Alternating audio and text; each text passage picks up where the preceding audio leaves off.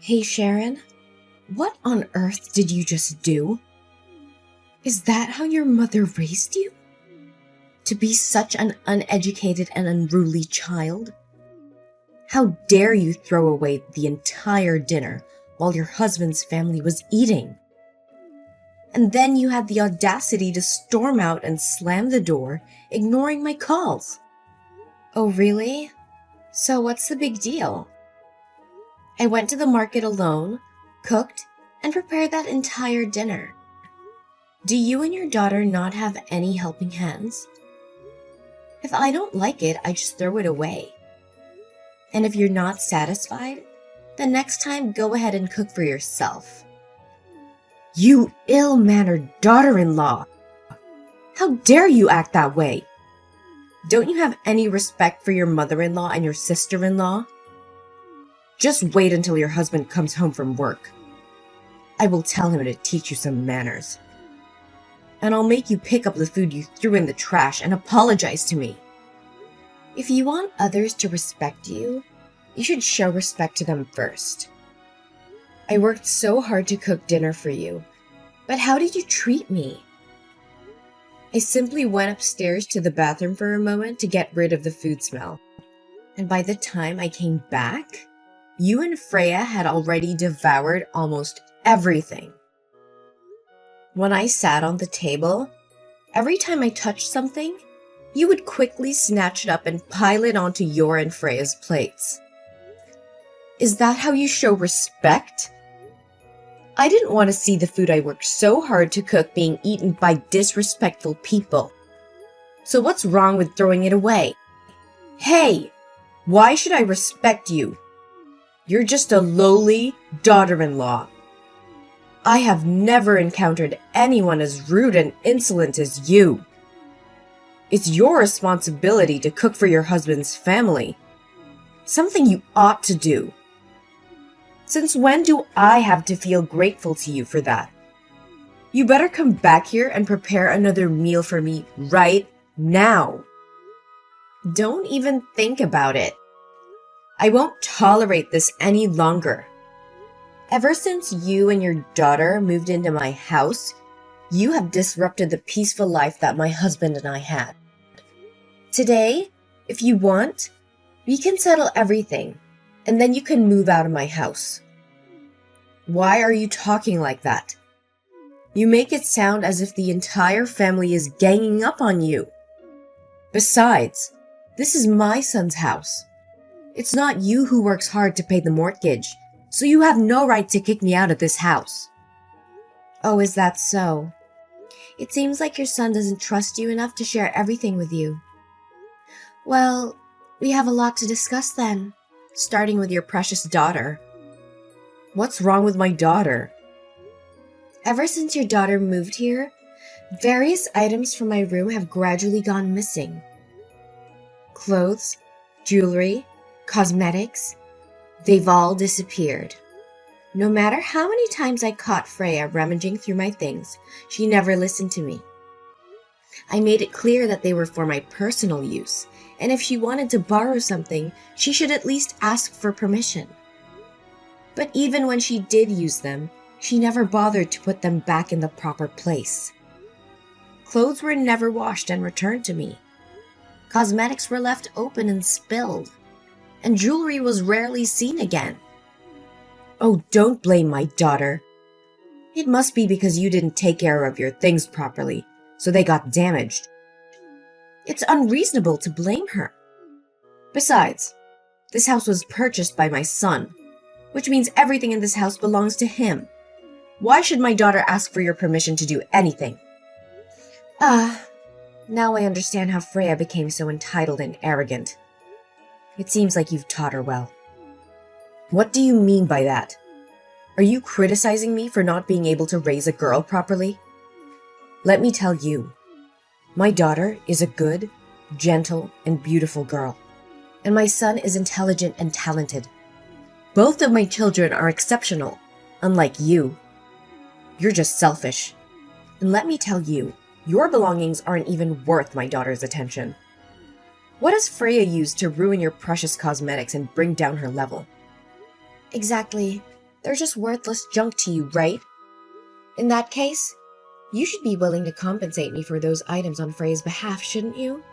The broken cosmetics alone were worth $1,000. And the jewelry and clothes she took from me, which were left dirty and torn, amounted to $4,000. So in total, it comes to $5,000. Huh, is that all? It's just a few measly coins. Yet you're making such a fuss about it. Just wait until my son comes home. I'll make sure he pays for everything. Mom, don't be so hasty. I haven't finished yet. You're aware that I've been losing money at home lately, right? I've been observing for a few days now, and the culprit happens to be your beloved daughter. What? What are you talking about? My daughter would never steal from anyone, so stop making up stories about her. I can't believe you would stoop so low as to tarnish my daughter's honor and dignity. Mom, don't deny it so quickly. Of course, when I make such accusations, I have concrete evidence to back them up. I've placed a hidden camera in my bedroom and captured clear footage of your daughter rummaging through my purse, happily counting the money. But it seems she forgot to return my wallet or something, as she took it and left the room. So now I kindly remind you to return that money to me, or I'll have no choice but to submit the video to the police and let them handle it. What? How dare you put a camera on my daughter? Besides, you and Freya are sisters-in-law. It's just that when she's in dire need of money, she borrows some from you. Why do you have to exaggerate it? All right, let's consider it as Freya borrowing money from me. So is it time for her to repay now? Over the past 2 weeks, Freya sneaked into my room and took money a total of 7 times. The amount she took adds up to $9,000. Along with the compensation for my belongings, Freya owes me a total of $14,000. Just $14,000? So you're treating your sister-in-law like a criminal? I deeply regret marrying you and having you as the daughter-in-law of this house. You're so uneducated and disrespectful. So you think your daughter is educated when she steals from others? How dare you raise your voice at me like that? Mom, please calm down. Save your breath because the best part is yet to come.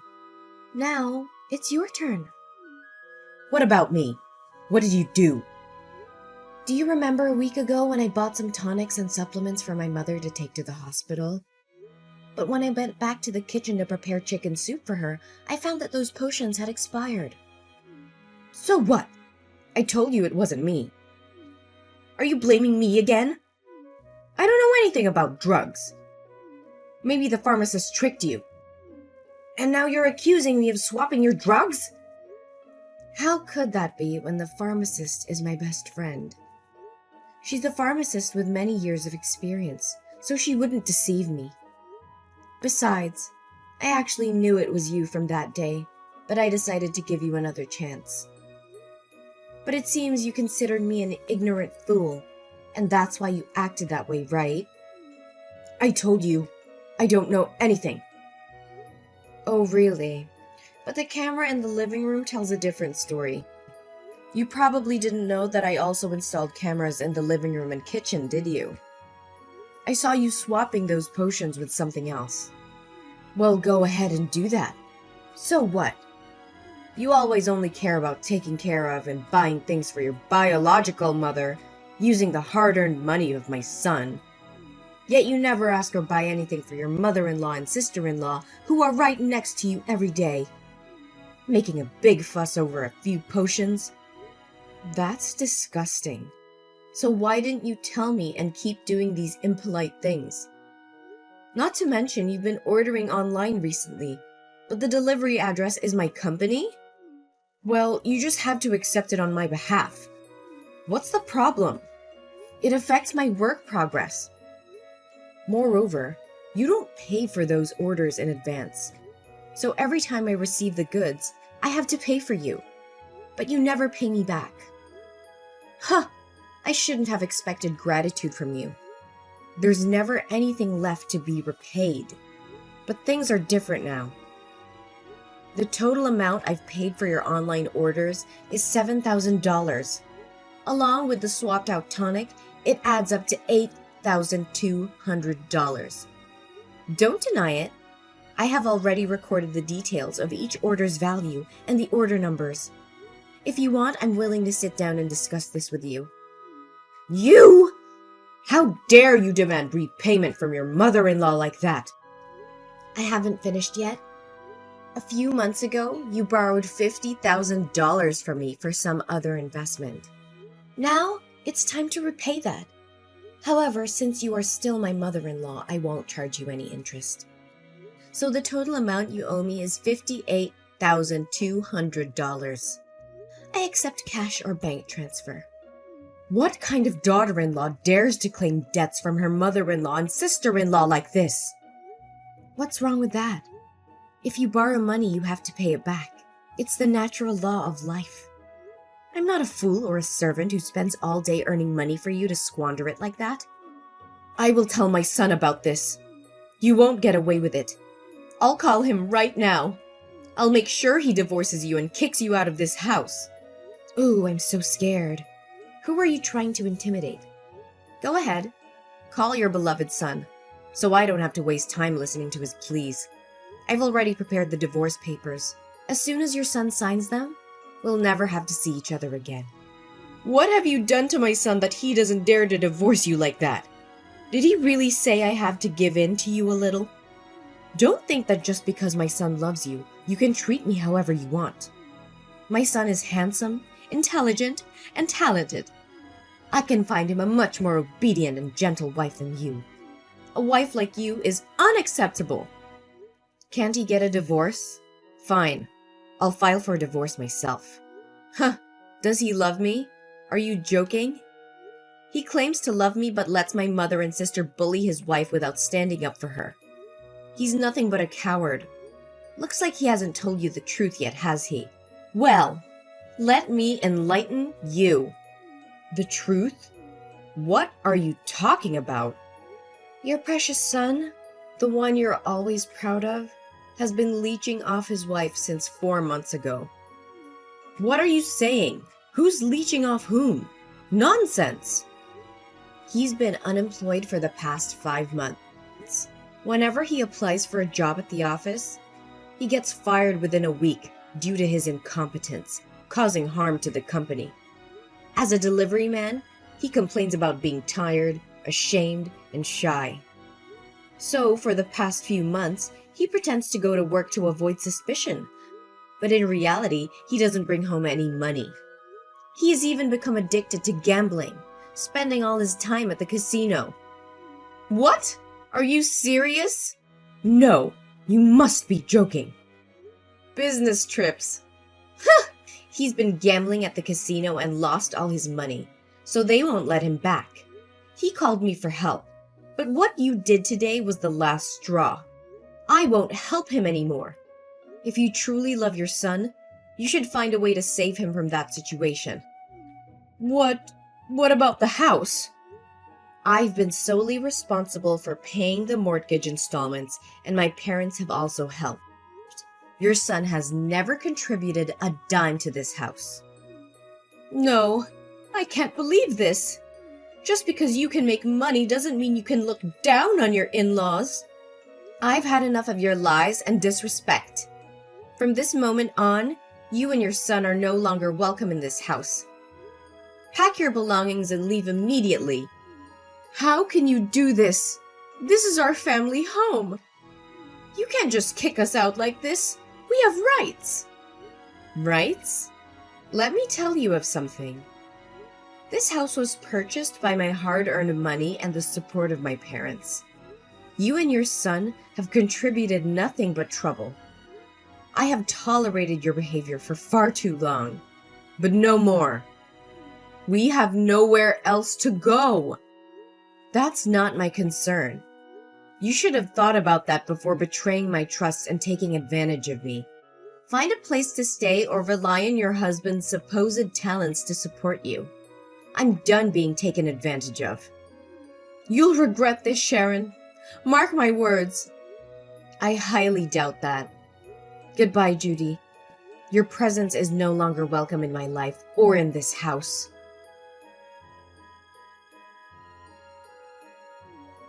Oh, poor Sharon. Had a little fall down the stairs, did we? Maybe you'll finally understand what it feels like to suffer. And guess what? You won't be getting any sympathy from me. In fact, I hope you suffer even more. How dare you even speak to me after what you've done? You caused this. You and Freya. You are wicked. Both of you. You almost caused someone's death. And don't think you can escape from this. You'll be staying right where you belong. In jail. Waiting for the police to take you and your daughter away. That's when the real suffering will begin for you and your daughter. It'll make a perfect new home for you. What are you talking about? I didn't do anything.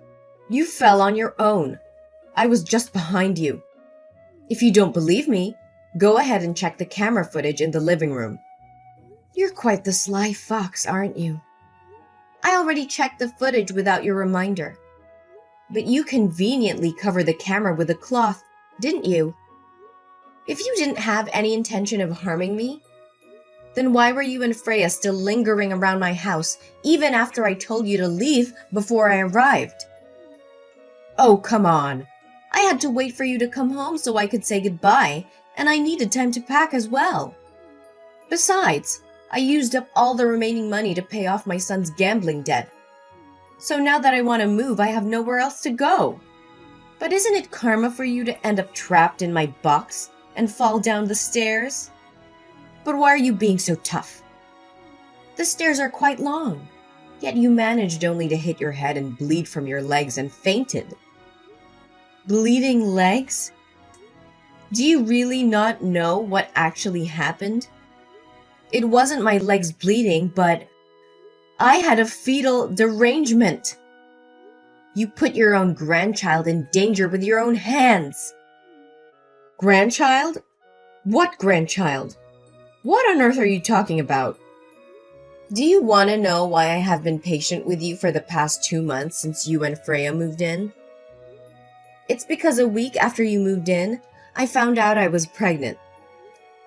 I wanted my child to have a complete and happy family, so I tried to be patient and hope that maybe you and Freya would change your attitudes and treat me better.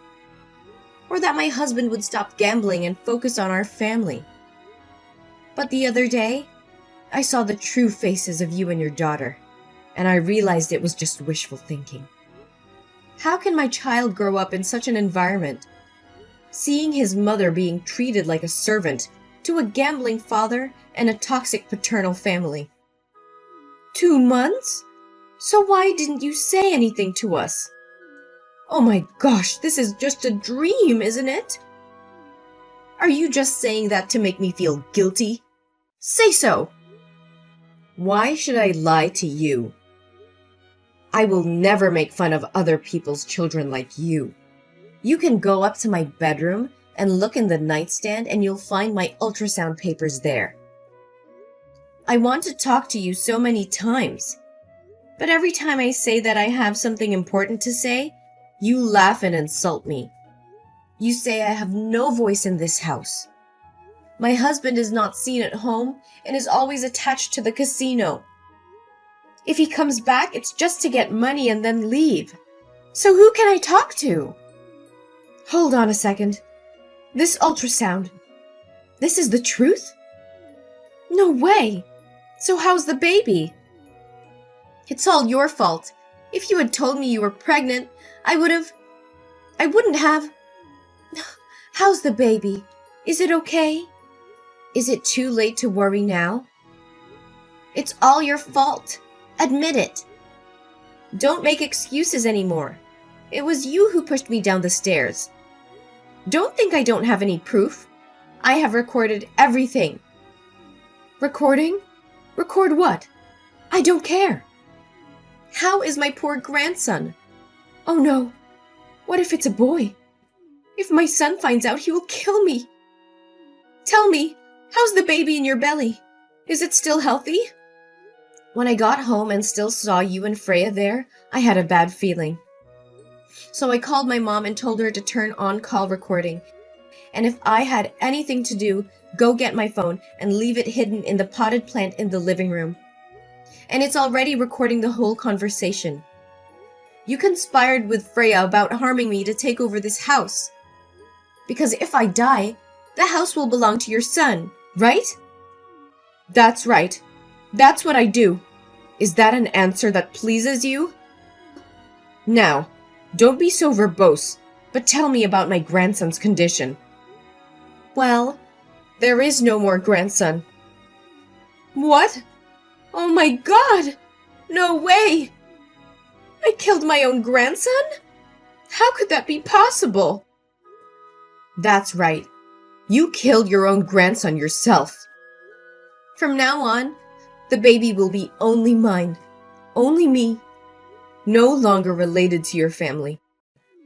What do you mean? That means the baby is still in your belly, right? Yes, the baby is still in my belly. But don't think for a second that you have any claim to this child.